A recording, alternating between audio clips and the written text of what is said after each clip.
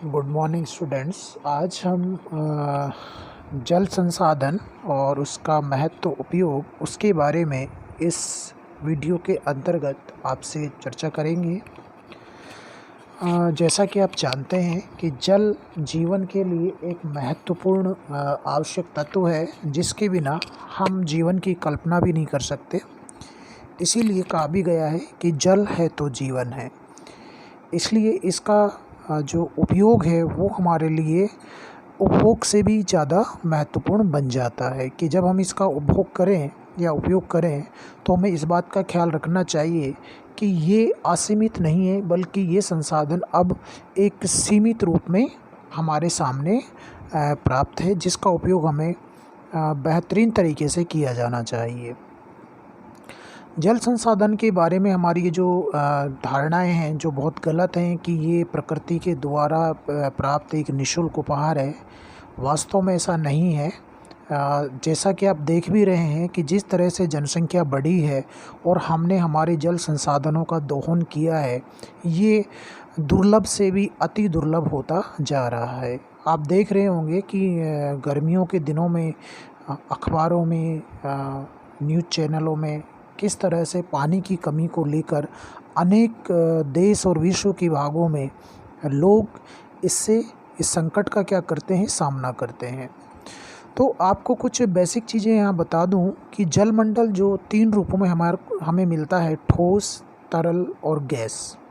ठोस हिम के रूप में, तरल जल जो हम देख ही रहे हैं, गैस हमें जल वाष्प के रूप में, जो कि हमें वायुमंडल में विद्यमान पाई जाती है।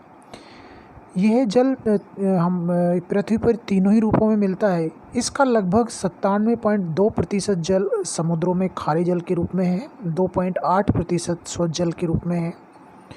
स्वच्छ जल का विशाल जो भंडार है वो भी हिम चादरों के रूप में और पर्वतीय हिमनदों के रूप में क्या है, स्थित है, जो भूमंडल के कुल जल का लगभग 2.15 भाग है। अब हमें जिससे हम सारे कार्य करते हैं वो मात्र हमें 0.63% जो भाग है जल का, वो जलमंडल में प्राप्त हो रहा है, जिसे हम धरातली जल जो नदी, झील, दलदल आदि के रूप में मिलता है, या हम जिसे कह सकते हैं भूमिगत जल के रूप में मिल सकता है। तो इस प्रकार हम देख रहे हैं, चित्र में भी आप देख पा रहे होंगे कि महासागरों में 97.2%, उसका 2.8% वो हमें हिम चादरों के रूप में, जो कि 2.15% है, और धरातलीय जो जल है वो कितना है, 0.63% है। अब जो बचा 0.2% वो पानी जो स्वच्छ जल के रूप में है, नदियों के रूप में है, वायुमंडल में उपस्थित जलवाष्प के रूप में है, मृदा जल यानी कि मिट्टियों के अंदर जो संचित रहता है वो है, और जो आंतरिक सागर हैं, जो खारे झीलें भी हैं, मीठे पानी के तालाब या झीलों के रूप में स्थित हैं, यानी कि कुल जो धरातलीय जल है उसका भी 0.02% जो भाग है वो हमें क्या कर रहा है, पीने के लिए मिल रहा है। तो आप कल्पना कर सकते हैं कि जिसे आप कह रहे हैं कि हमारी पृथ्वी के ऊपर जो जल भंडार हैं वो असीमित रूप में हैं, हम उनका जैसे चाहें उपयोग कर सकते हैं, ऐसा नहीं है। हमें इस धारणा को क्या करना होगा, बदलना होगा, क्योंकि जल इस पृथ्वी के ऊपर अब असीमित नहीं है, वो बहुत ज़्यादा सीमित हो गया है। इसलिए हमें इसका बेहतरीन उपयोग किया जाना चाहिए। अब हम बात करते हैं जल संसाधन के महत्व की, या मानव उस संसाधन का, यानी कि जल संसाधन का उपयोग किन किन रूपों में कर रहा है। जैसा कि आप देख पा रहे हैं कि सबसे इम्पोर्टेंट जो चीज़ है वो है घरेलू मांग की पूर्ति, यानी कि हमारा जो जल संसाधन है, जिसे हम धरातलीय या स्थलीय जल संसाधन कहते हैं, उसका सबसे महत्वपूर्ण जो कार्य है, हम दैनिक रूप में जो हमारे कार्य हैं उनका उपयोग, अर्थात उनकी पूर्ति हम किस रूप में करते हैं। तो इसकी निरंतर जो मांग है उसकी पूर्ति हमारे धरातलीय संसाधनों से ही होती है, इसलिए उसके ऊपर बहुत ज़्यादा दबाव है। इसके अलावा उद्योगों के लिए जलापूर्ति, धरातलीय जो संसाधन है, नदियाँ हैं, झीलें हैं, तालाब हैं, इनसे हम जो हमारे उद्योग हैं उनके लिए क्या करते हैं, जल की पूर्ति करते हैं, क्योंकि जल में बड़ी मात्रा में विभिन्न प्रकार के जो कार्य हैं उनमें जल की आवश्यकता पड़ती है। जैसे आपके जो आपके इस्पात उद्योग है, उसमें इस्पात को ठंडा करने के लिए बहुत बड़ी मात्रा में क्या चाहिए? पानी चाहिए। इसी प्रकार जो रसायन उद्योग हैं, उनमें भी रसायनों को घोलने के लिए और विभिन्न प्रकार के जो अम्ल हैं उनको बनाने के लिए बड़ी मात्रा में पानी की आवश्यकता होती है। इसी प्रकार जो आपका चमड़ा उद्योग है, रंग रोगन उद्योग है, उन सब में जल की एक बड़ी मात्रा की क्या होती है? आवश्यकता होती है। और इसीलिए जो हमारे धरातलीय संसाधन हैं उन पर जो मांग का जो दबाव है वो क्या है? बढ़ जाता है, क्योंकि मनुष्य की जो आवश्यकता है वो असीमित है और उनकी पूर्ति के लिए हम विभिन्न प्रकार के जो प्रयास करते हैं, उद्योगों के रूप में भी ये हमारा एक प्रयास है कि हम बढ़ती हुई आवश्यकताओं को किस तरह से पूरा करें। तो इस प्रकार जो विभिन्न प्रकार के उद्योग हैं उनमें बड़ी मात्रा में जल की क्या होती है? आवश्यकता होती है। इसके अलावा समुद्रों में जो नदियों से मछलियों की प्राप्ति, नदियां हैं, समुद्र हैं, झीलें हैं, या यूँ कहें कि हमारे जो आंतरिक जो स्रोत हैं उनके द्वारा हम कृत्रिम जो तालाब बनाते हैं, इन विभिन्न माध्यमों से हम क्या करते हैं? खाद्यान्न की जो मनुष्य की भोजन की आवश्यकता है उसमें हम जो मछलियां हैं उनका एक बड़ा योगदान है। तो हम समुद्रों से, नदियों से, झीलों, तालाबों से, इन सब जो जलीय स्रोत हैं उनसे हम क्या करते हैं? मछलियों की प्राप्ति करते हैं, जो हमारी एक तरह से भोजन के हिस्से का एक भाग बनती है। तो मत्स्य उत्पादन के रूप में भी हम पानी का क्या करते हैं? उपयोग करते हैं।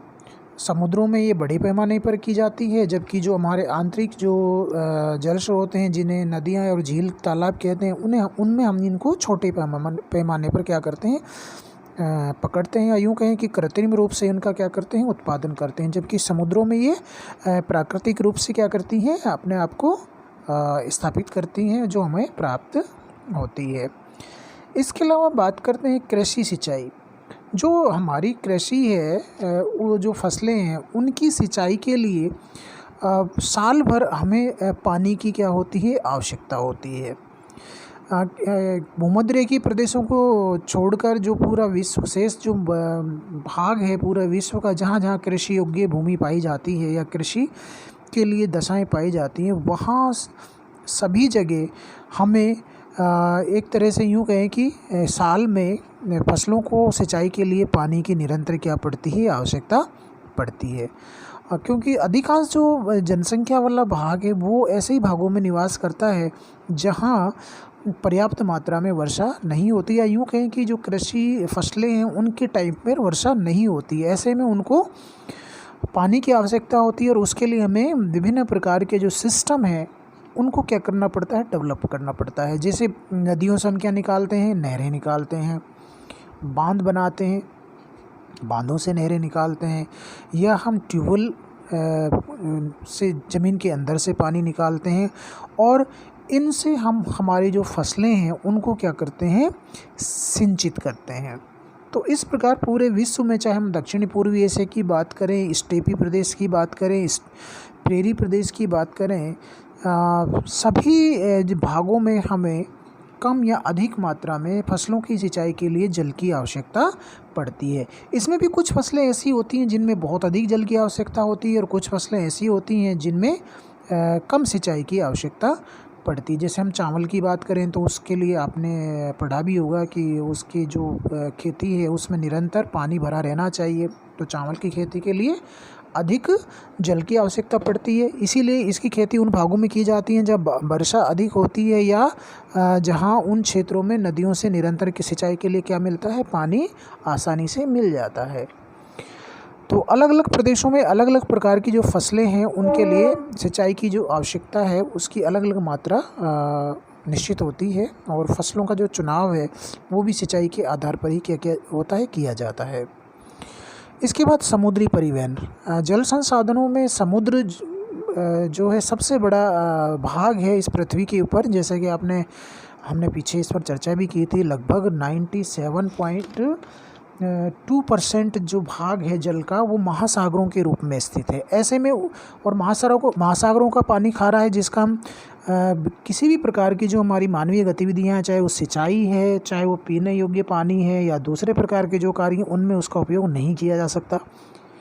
ऐसे में समुद्री जो भाग हैं उनका हमने उपयोग किया है परिवहन के लिए, यानी कि मानव ने तकनीकी विकास द्वारा ऐसे बड़े बड़े जलयान बनाए हैं जिनके द्वारा हम बड़ी मात्रा में जो हमारा सामान है या हमारी जो ज़रूरत का सामान है उनको हम एक महाद्वीप से दूसरे महाद्वीप या एक देश से दूसरे देश में समुद्रों के द्वारा जो वस्तुएं हैं उनका बड़े पैमाने पर क्या कर सकते हैं, आयात निर्यात कर सकते हैं। तो समुद्रों का जो उपयोग हो रहा है वो सबसे ज़्यादा उपयोग जो हो रहा है वो हो रहा है परिवहन में हो रहा है, कि समुद्रों में हम लाखों टन जो माल है उसको हम जो बड़े बड़े जलपोत हैं या जलयान हैं उनके माध्यम से एक स्थान से दूसरे स्थान पर आसानी से क्या कर सकते हैं, ट्रांसफ़र कर सकते हैं। तो सबसे जो महत्वपूर्ण है समुद्रों का जो उपयोग है वो है परिवहन में देखने को मिलता है। इसके अलावा हम जो आंतरिक भाग है उनमें नहरों के द्वारा परिवहन कर सकते हैं, या यूँ कहें झीलों में भी छोटे स्टीमर चलाकर जो माल या सामान है उनको एक भाग से दूसरे भाग तक क्या कर सकते हैं, भेज सकते हैं। जैसा कि यूरोप में जो नहरें हैं उनके माध्यम से जो यातायात प्रणाली है उसको दुरुस्त किया गया है, ठीक किया गया है, और अधिकांश जो व्यापार है यूरोप में वो नहरों के माध्यम से ही एक भाग से दूसरे भाग में होता है। जबकि जैसे यूएसए की बात करें तो महान झील क्षेत्र में भी जो आंतरिक परिवहन जल परिवहन है उसका उपयोग सामान को इधर उधर करने में किया जाता है।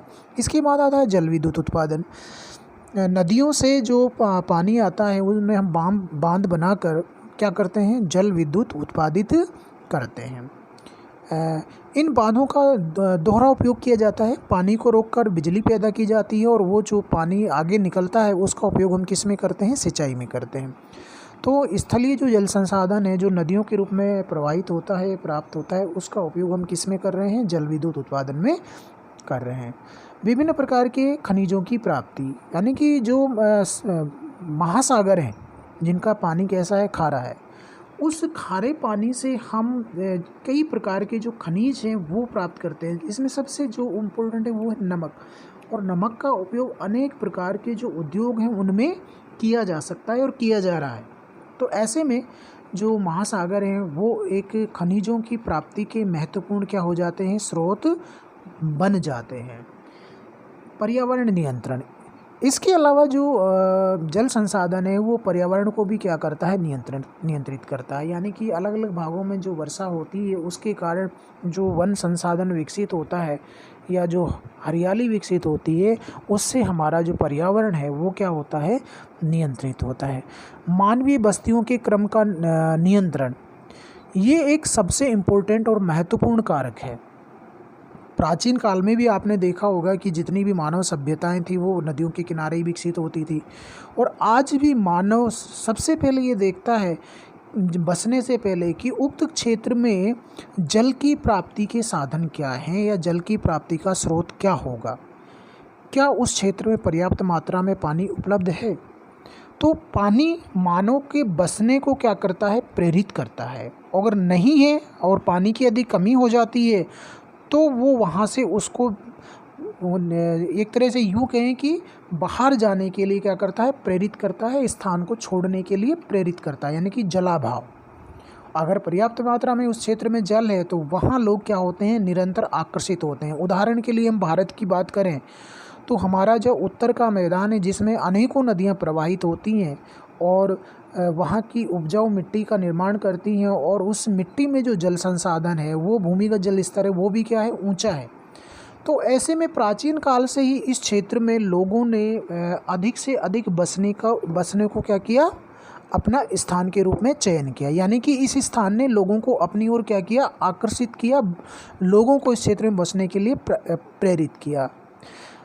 इसी प्रकार मानव सभ्यताओं का विकास, मानव सभ्यताएं भी प्राचीन काल में आपने पढ़ा होगा सिंधु घाटी, मोहनजोदड़ो, माया, नील नदी, ये सारी की सारी नदियों के किनारे विकसित हुई। कारण पर्याप्त मात्रा में पानी की आसानी से उपलब्धि। इसके अलावा राज्यों के मध्य सीमाओं का निर्धारण, अब ये प्राकृतिक सीमाओं का निर्धारण भी करती हैं, अर्थात दो राज्यों को या दो देशों को क्या करती हैं, अलग करती हैं। उपजाऊ मिट्टी का निर्माण, नदियाँ जब बड़ी मात्रा में बाढ़ आती है तो अपने साथ बहा कर लाई मिट्टी को क्या करती है, निम्न स्थानों में जमा कर देती है, जिससे उपजाऊ मिट्टी का क्या होता है, निर्माण होता है, जिससे हमारी जो फसलें क्या होती हैं, अच्छी होती हैं। प्राकृतिक सौंदर्य, पर्यटक के रूप में ये झील, सागर, ये हमारे लिए नदियाँ क्या करती हैं, प्राकृतिक सौंदर्य का एक तरह से निर्माण करती है। इसके अलावा सुरक्षा, जो बड़ी बड़ी जलराशियाँ हैं वो दो देशों को क्या करते हैं, बीच में एक तरह से बाधा उत्पन्न करती हैं, या यूँ कहें कि उसको उनसे क्या करती हैं, दूर करती हैं। तो सुरक्षा का कार्य भी जल स्रोत करते हैं।